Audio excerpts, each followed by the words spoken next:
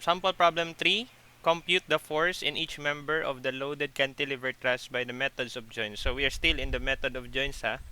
So first, we need to draw the free body diagram of this one. So obviously, meron tayong cable dito na that is supporting this truss, no? So expect that if we have a cable, so ano yung support reaction na meron tayo dito? Tension. Tension. Okay, tension. And then, dito sa point E, okay, joint E, meron tayong pin dyan. So, expect we have 2. Okay, along Y. Okay, along Y and along X. So, ito yung magiging assumption ko, ha. Okay. And then, so we need first to determine ng values ng mga reactions na to. First, we can get the value ng tension. Since yung tension natin is 90 degree, okay, 90 degree with respect to this member, if we will be summing up the moment at point E, ito dito, then considering positive to be clockwise, equate that to 0, anong mangyayari? Itong tension, magmo-moment yan along E, because that is already perpendicular distance niya is ito, okay, kasi naka 90 degrees siya, so perpendicular distance niya is 5, no? So, diretso na yan, T times 5, tsaka ito, di ba? That is, parehas sila counterclockwise. Hold on, merong uh, let me just admit this one. Okay. So, we have tensions here. And then, minus 20. Then, 20 is 5 meters from point E. Then, minus pa rin, 30. Kasi, again, that is counterclockwise. Then, that is 10 with respect to E. Okay. Kindly give me the value of our tension, T. Sige daw. Kindly get your calculator, everyone. 80, sir. 80, sir. This is 80 80. kilonewtons. Okay, that's correct, no? 80 kilonewtons. Hold on, so that is your tension. Now, we can now solve for the values of, okay, EY and EX. So, let's first take the summation of forces along X, equate that to 0. So, positive is clockwise. So, meron tayong ganito, di ba? Meron tayong tension, naka-incline yan. So, that has an angle. So, first, my question first is, ano yung angle nito, class? Anong angle to dito? So, you have here sides 5, 5, and 5. You have here an isosceles, equilateral triangle pala. Equilateral triangle. So, kapag may equilateral triangle tayo, ano yung interior angle niya? Each interior angle?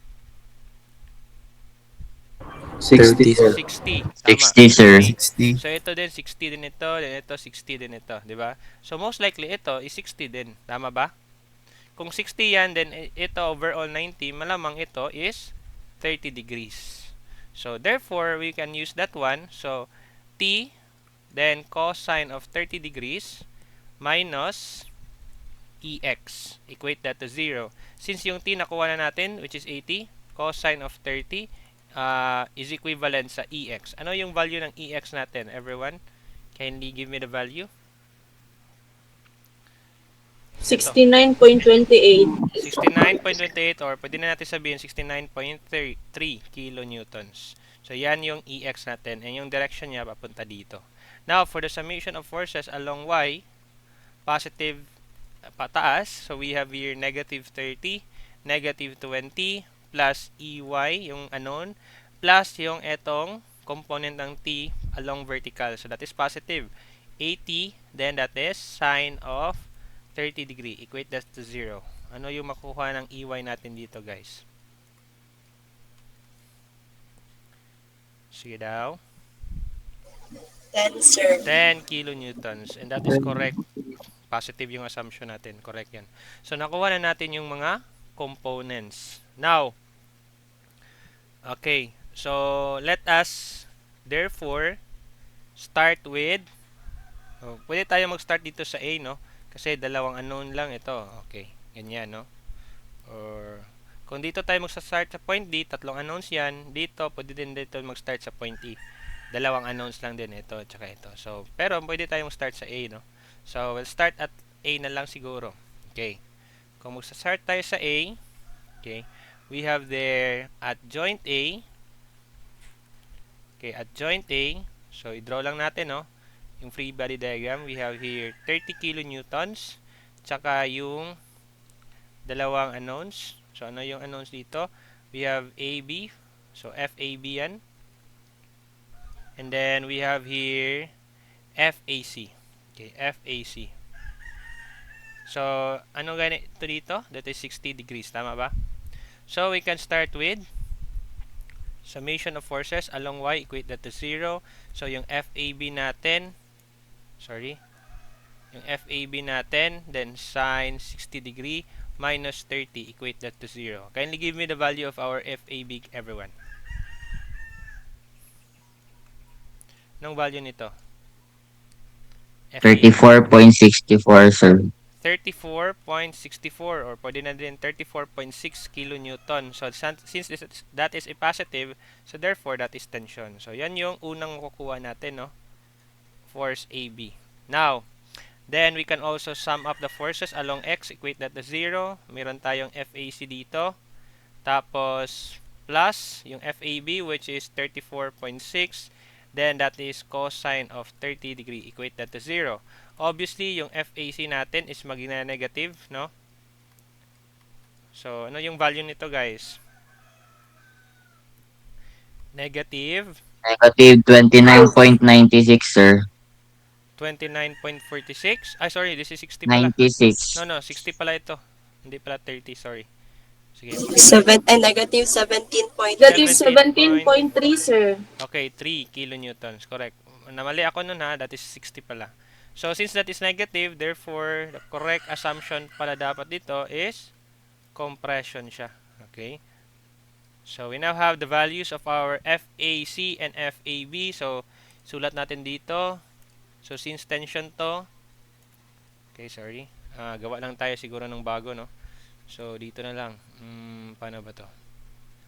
Let me just copy this one. Okay? So, dito, meron tayong tension. So, ano yung value nito, guys? Okay, wait sa...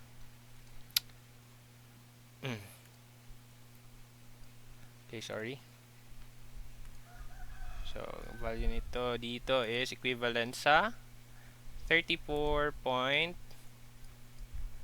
okay, 34.6. Okay, at dito, we now have the value for this one. Since compression yan, so papunta yan dun, di ba? Okay, sorry. Papunta yan dito. Okay, yan. And then, that is 17.3 kilonewtons. Okay, so now we can also take the joint at point B, no? Point B. At joint B tayo. Okay, joint B, so ito yung magiging ano natin. So we have here 34.6 and then this is also 60, di ba? Okay, 60 yan, no? Or this one is also 60. Okay, dito na lang siguro tayo maglagay ng 60. Okay, yan. 60 degrees. Okay? Then, ano natin? Ito, FBD. And then, we also have this one, FBC. Okay, kunin natin yung FBD and FBC. So, either way, no, kung unahin natin yung forces along Y, along Z, along Y and along X, so makuha natin dalawang unknowns. So, we will be solving this one using two equations, two unknowns. No, makukuha pala natin yung FBC using FFY. Sorry. Summation of forces along Y, so we can have negative FBC. So, di ba dito is 60 din? Okay, so this is sine of 60 degree. Okay. Okay, minus ito, 34.6 and that is also sine 60 degrees. Tama ba? That is equivalent sa 0. So, ano yung value ng FBC natin, guys? Negative 34.6. Negative ba? Positive siguro. Negative 34.6, sir. 34.6, sir. Negative? Yes, sir. Okay, Yes, negative sir. pala, no? Tama day. Okay, mapunta dito. Tama. Negative 34.6. So, similar lang siya dito since ito, makancel lang din yan, di ba? So, therefore, we have here compression Okay, compression to. Okay, so lagay natin negative, no? Negative. So hold on na. Negative 34.6. So therefore FBC is negative, that is 34.6 kilonewton, and that is compression. So yun yung value natin ng FBC. Now, summation of forces along X naman, equate that to 0. So we have here FBD. Then since pwede na natin, pwede natin i-follow tong arrow, but again, we will be carrying the sign. So FBC, and that is cosine of 60, minus ito, 34.6, then cosine of 60 din.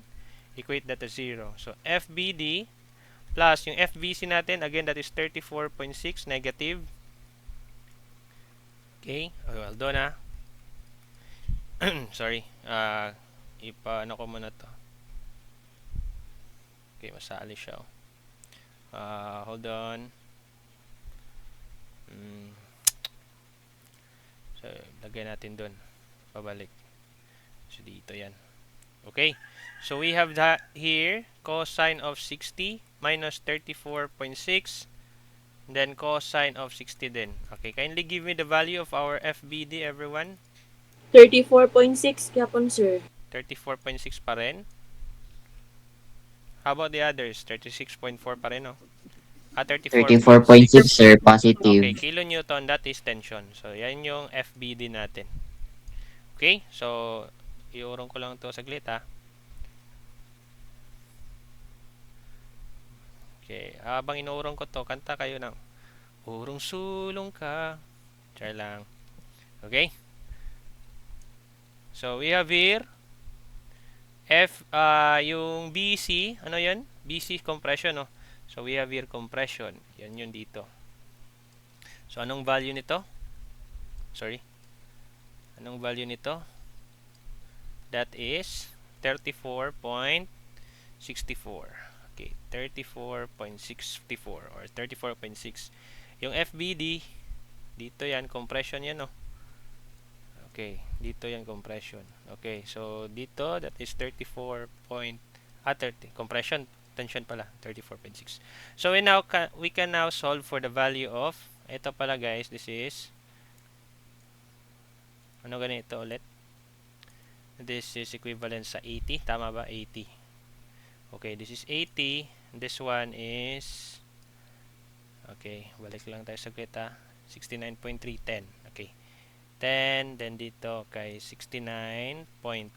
Okay, yan yun, di ba, yung mga ano natin. So, we can solve now for the value. So, punta tayo sa point C or joint C. Makukuha natin yung CD at saka yung CE. Okay? So, at joint ano tayo? At joint E. C pala. At joint C. Okay, at joint C, we have here 20 kilonewtons. Then, we have here 17.3. Then, we also have here 34.6. Okay, 34.6 dito. That is 60 degree. Tama ba? And then, our unknown, ito. FCD. Okay, FCD, ito. FCD, that is 60 degrees din. And ito din. Okay, ito. Sorry. This is this one. So, FCE yan, di ba? FCE. Okay. So, makuha natin una dito is yung sa FCD, summing of the forces along Y, equate that to 0. So, FCD, that is sine of 60. Okay? And then ano pa? Pero to, 34.6, that is negative. 34.6, then that is sine of 60. Then, we have also negative 20. Equate that to 0. Kindly give me the value of our FCD, everyone. 57.69, sir. 57.69 or 57.7 lang kilonewton. So, that is positive. Tama ba? So, therefore, that is tension. Okay, tension yan. Okay, and then, summation of forces along X equate to 0. So, makuha natin yung FCE. Then, FCD natin, which is 57.7. Then, that is cosine of 60. And then, ito ding 36. Positive din yan. 34.6 pala. And then, that is cosine of 60. Kasi papunta yan dito yung arrow. Then, meron din tayong 17.3. Then, equate that to 0. Okay, pakikuha ng value ng FCE natin. Ito. Negative 63.45, sir. Okay, negative 63.45 or sabihin na natin negative 63.5. Okay, kilonewton. So therefore, yung FCE pala natin is 63.5 kilonewton and that is compression. Okay, yan yung value natin. Then, we now have the value of FCD, 57.7. Ito yun. FCD. Tension yun, no? So, yun. Dito yan. So, this is ano galing ulit? 57.7. 57.7. And this one, ito, compression. Tama ba? Compression. Okay, this one is okay, sorry. This one is 63 pala. Okay, 63.5. So, ano na lang yung kulang? Ito na lang, di ba? Ito na lang. Okay, so pwede tayong gumamit, no, at joint D or at joint E. So at joint D na lang, at joint E na lang. Okay, at joint E. So at joint E. So sa joint E meron tayong dito which is equivalent sa 10. Meron din tayo dito which is equivalent sa 69.3 and then our unknown, ito 'yon. And then we have also this one. Compression din yan dyan, di ba? That is equivalent sa 63.5. Okay, 63.5. So, ito, that is 60 pa rin, no? So, you can just use summation of forces along Y or along X, pareha lang yan. So, along Y na lang kasi isa lang yung along Y, 10. So, therefore, we have here yung F, ano yun? FDE, no? FDE. FDE. Okay, sorry. FDE. Okay. Bukas, we will be discussing na naman yung method of section. So, FDE sine of 60 degrees. And then, plus 10 equate to 0. Pakikuha ng FDE natin, everyone.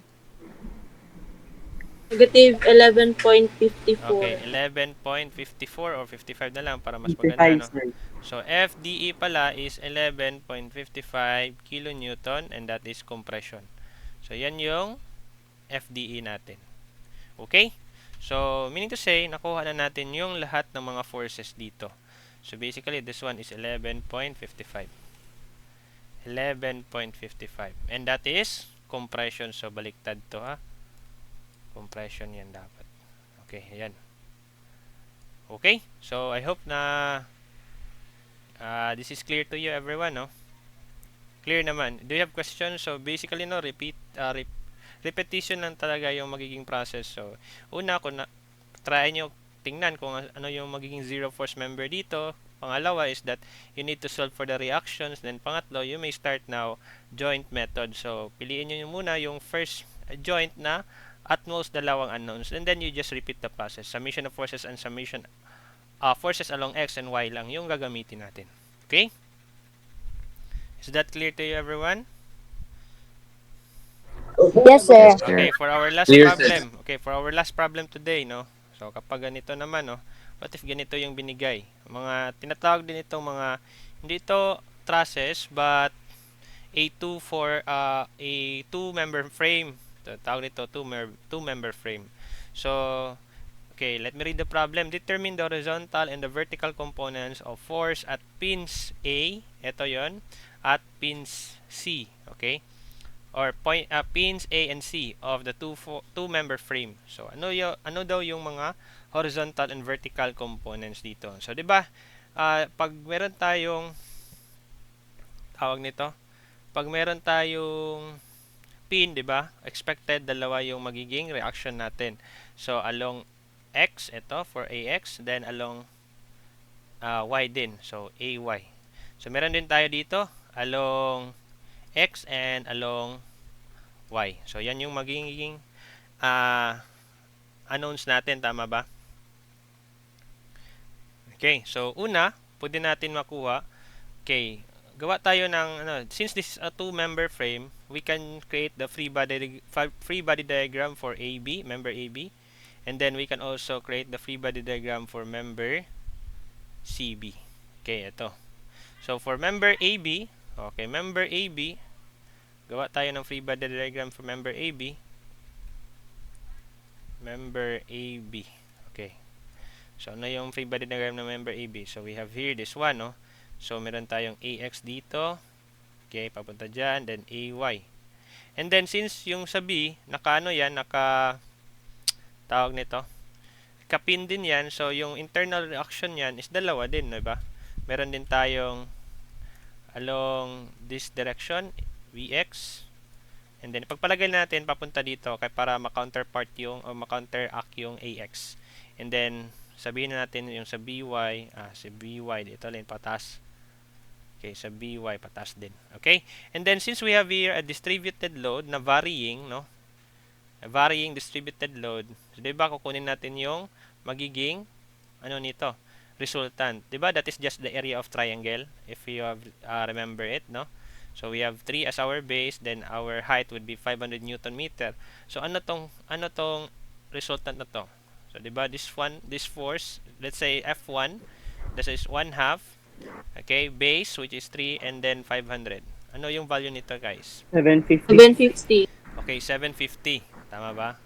750.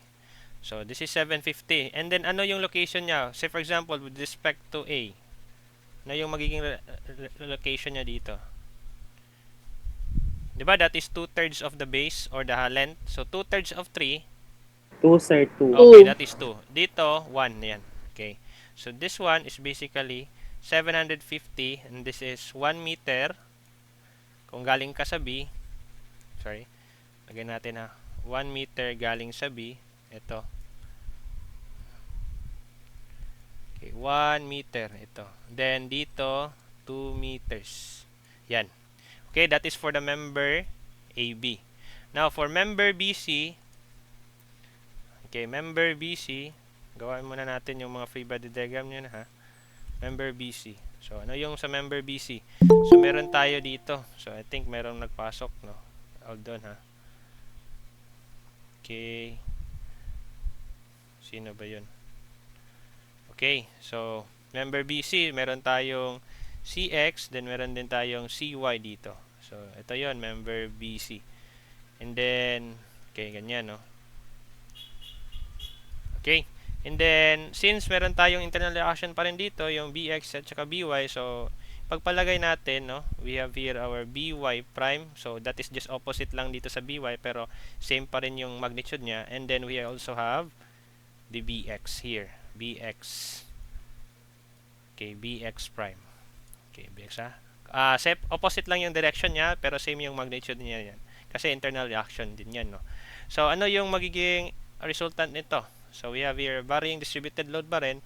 So, most likely, papunta rin dito yan, no? Kasi, that is triangle din. So, 1/2. So, pagpalagay natin, this is force 2. 1/2, yung base natin is equivalent pa rin sa 3, no? And then yung height, ano yung height? 600. So, 900, sir. So 900, sir. 900 to dito, di ba? Yes, sir. Okay. So basically, this is equivalent sa 900. Okay? And then that is ang location niya. Kung galing ka dito, 1 meter pa rin, tama ba? 1 meter pa rin 'yan dito. Or kung galing ka dito naman, that is 2 meters pa rin. Okay? So yun. And then for the last one, ito dito. Okay, hold on ha. Bakit tayo? Uy.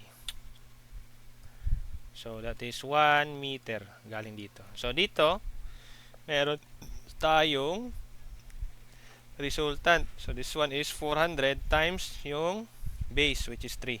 Okay, parang area of triangle lang yan. So, that is equivalent to 1,200. And then, yung location niya is, obviously, 1.5 dito. And then dito, 1.5 din also. Okay, so kompleto na yung free body diagrams ng member AB and BC. So we can now solve for the values of AX, AY, tsaka CX and CY. So for this one, we can just take the moment, no, at point B. Okay, para makuha natin yung AX, yung AY pala. Okay, if we sum up the moment dito ha. Okay, let me just copy this one para dito.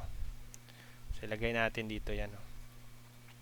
So, at member BC, AB pala, at member AB, so, at member AB. So, if we sum up the moment at point B, since yung AX is concurrent yan or it will project, no? It will pass through the point of some time moment, so that will have no moment, no? Equal to 0. So, sabihin natin clockwise positive.